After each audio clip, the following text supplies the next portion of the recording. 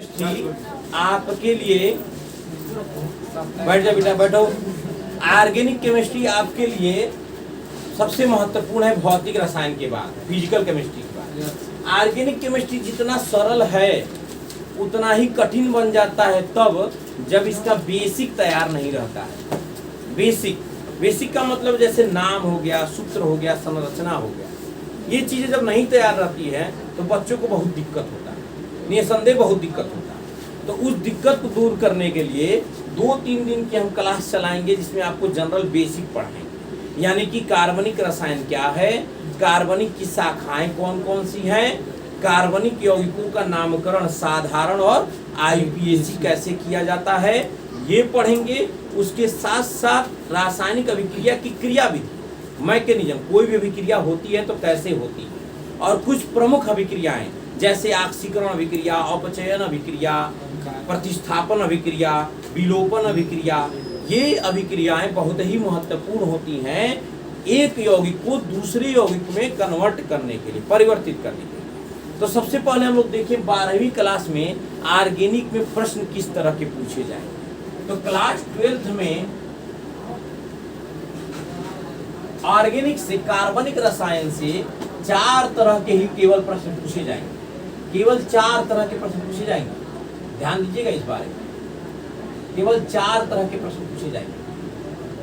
पहला प्रश्न पूछा जाएगा आपसे, प्रश्नों का प्रकार जो है वो पहला प्रकार रहेगा, फर्स्ट प्रकार। पहला प्रकार आपका रहेगा क्या होता है जब, क्या होता है जब, ये प्रश्न आता है, कहता है क्या होता है जब एथिल एल्कोहल की अभिक्रिया हाइड्रोजन ब्रोमाइड से कराते हैं, या क्या होता है जब एथिल एल्कोहल को जिंक चूर्ण के साथ गर्म करते हैं। इस तरह के प्रश्न आपसे बार बार पूछे जाएंगे।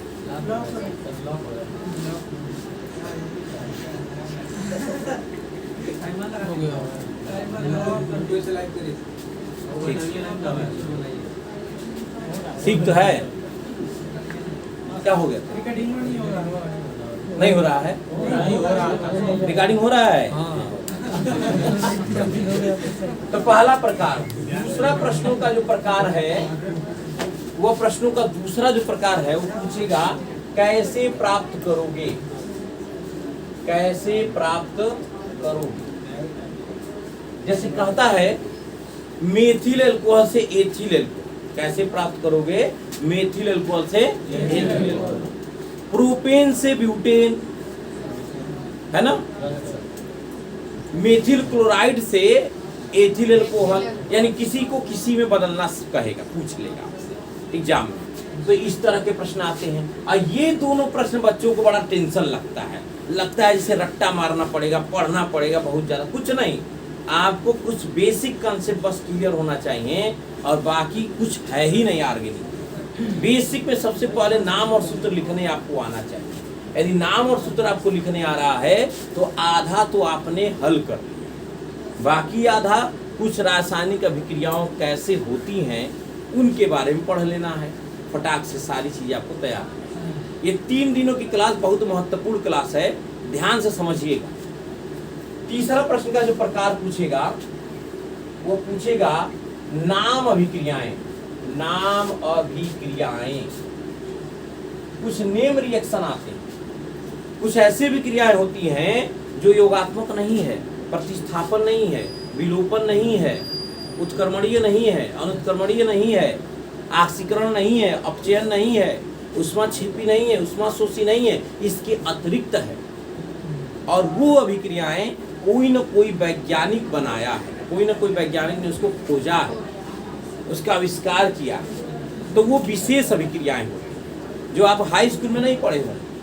ये विशेष अभिक्रियाएं उस वैज्ञानिक के नाम के आधार पर या पदार्थ की उत्पत्ति के आधार पर उसके नाम से जाना जाता है। जैसे विलियमसन संश्लेषण, विलियमसन संश्लेषण द्वारा ईथर बनाते हैं, विलियमसन संश्लेषण कहते हैं उसको। विलियमसन वैज्ञानिक ने इसको संश्लेषित किया था। उसी तरह से पढ़ता है, आता है आपका बूटर्ज अभिक्रिया। बूटर्ज अभिक्रिया, एल्केन बनाने के लिए बहुत बढ़िया अभिक्रिया है बूटर्ज अभिक्रिया, है ना। एल्किल हैलाइड से एल्केन बनाने के लिए बूटर्ज अभिक्रिया बड़ा महत्वपूर्ण। उसी तरह हाफमैन अभिक्रिया, है ना, पिनेकाल अभिक्रिया, हाफमैन ब्रोमेमाइड अभिक्रिया। क्यों बंद हो जा रहा है? रिकॉर्ड हो रहा है कि नहीं हो रहा है? टाइमर हटा दीजिए, है ना। चौथा प्रकार जो है अभिक्रिया का वह है निर्माण विधि, प्रयोगशाला विधि। विशेष तौर पे प्रयोगशाला विधि, ये तो वेरी सिंपल है। यदि बेवकूफ बच्चा भी है लेकिन मेहनती है तो इसको सीधे रट्टा मार जाता है ना। जैसे डिकन विधि द्वारा क्लोरीन बनाना बड़ा इंपॉर्टेंट रहता है हर साल के लिए, है ना। और कार्बनिक में देखेंगे आप, उसमें मिलेगा। विलियमसन संश्लेषण द्वारा जो है ईथर बनाना, ये भी इंपॉर्टेंट रहता है, हर साल पूछ लेता है। तो ये सब 8-10 बनाने की विधि है जिसमें चित्र बनेगा, है ना। कहता है प्रश्न आएगा कि कोई पदार्थ, मान लीजिए कह देगा एथिल ब्रोमाइड बनाने की प्रयोगशाला विधि का सचित्र वर्णन कीजिए। एथिल ब्रोमाइड बनाने की प्रयोगशाला विधि का सचित्र वर्णन कीजिए। और साथ में 2 रिएक्शन पूछ लेगा छोटा छोटा, 5 नंबर का दे देगा। बढ़िया नंबर उठा लेते हैं बच्चे इसमें। तो ये तो बहुत सरल है, सिंपल। तो यही 4 तरह के प्रश्न हमसे एग्जाम में पूछे। इन्हीं 4 तरह के प्रश्नों का जवाब हम लोग को देना है। इसी को पढ़ना है, पढ़ना तो पूरा है लेकिन प्रश्न इतना ही पूछेगा, 4 तरह के ही पूछेगा। टोटल कम से कम 27 नंबर के प्रश्न इस चैप्टर से बनेंगे। केवल फिजिकल और ऑर्गेनिक आप तैयार कर लीजिए तो बहुत बेहतरीन नंबर आपका होगा। और उसके बाद लास्ट में जो है 10 नंबर का बायोलॉजिकल केमिस्ट्री, बायो वालों के लिए तो कुछ नहीं है, और मैथ वालों के लिए एक बार पढ़ लेंगे तो सब कुछ है ना। बायोलॉजिकल केमिस्ट्री आपको पढ़ा देंगे, बहुत बढ़िया नंबर उसमें उठते हैं, बच्चे नंबर उठाते हैं। इसके अलावा लिखने का तरीका, जब हम आपको हमेशा टेस्ट लिया करेंगे, हर वीकली टेस्ट आप बैठेंगे, वीकली टेस्ट में आप भाग लेंगे, रिजल्ट भी मिलेगी, कहाँ पे भी चेक करके दिया जाएगा आपको, एकदम तत्पर हम भी रहेंगे, तभी मेहनत से सफल हो, है ना। तो जब आप वीकली टेस्ट देंगे तो यहाँ से आपकी कमी निकल के आएगी कि आप लिख रहे हैं कहाँ गलती कर रहे हैं। होता क्या, पेपर में देख के आते हैं, लिख के आते हैं, कहते हैं 70 नंबर का लिखे थे, है ना, और मिलता है आपको 30 नंबर। क्यों मिलता है? क्योंकि लिखे तो थे आप, लेकिन लिखते समय आप ही अपनी कुछ चीज़ों को लिखिए, कोई भी चीज़ आप किसी को पत्र ही लिखिए, है ना, या कोई कहानी ही लिखिए, तो दोबारा जब आप उसको पढ़ेंगे तो पाएंगे उसमें गलती आप लिखी, कहीं मांत्रा छोड़ दिए हैं, कहीं आप लिखना कुछ और था, दिमाग में सोच लेते कुछ और लिख कुछ और दिए हैं, यानी एक आध को शब्द भी गायब कर दिए हैं। होता है ना ऐसा। तो ऐसा ही एग्जाम में भी होता है, आपके दिमाग में कंसेप्ट सही रहता है लेकिन जब आप लिखते हैं तो गलत लिख जाते हैं क्योंकि आपने अभ्यास नहीं किया है। बेंजीन बनाते हैं, गोला छोड़ देते हैं। फिनाल के ऊपर आपको टालवीन बनाना है, टालवीन बना देते हैं।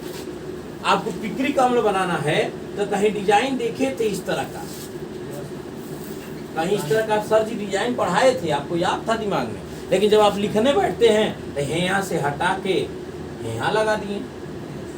बोलो भाई, 3 को था, सही है सर जी, सही लिख के आए थे, 3 को था, बोलो भाई, लेकिन आप तो गलत लिख के आए, क्योंकि लगना चाहिए जहां वहां लगा नहीं है। तो इस तरह से क्या होता है, गलत, यही गलती करके आते हैं, है ना। और आपकी नजर में वो सही रहता है और आप कहते हैं एग्जामिनर नंबर काट लिया है, कम दिया है ना। यही गलतियां होती हैं, यही टेस्ट सुधारता है ना। तो यहाँ से हम आपको पकड़ के लाएंगे कि कहाँ आपकी गलतियां आ रही हैं, उसको सुधारा जाए। ठीक, एक बार आप बेहतर नंबर पा लेंगे तो जीवन भर आप ही के साथ रहेगा, हमको थोड़ी दे देंगे, कि दे देंगे, आपके पास रहेगा। खैर चलिए हम लोग आगे बढ़ते हैं। अब इसको आप तनी नोट कर लीजिए, उसके बाद हम इसको मिटा के अपना बेसिक कंसेप्ट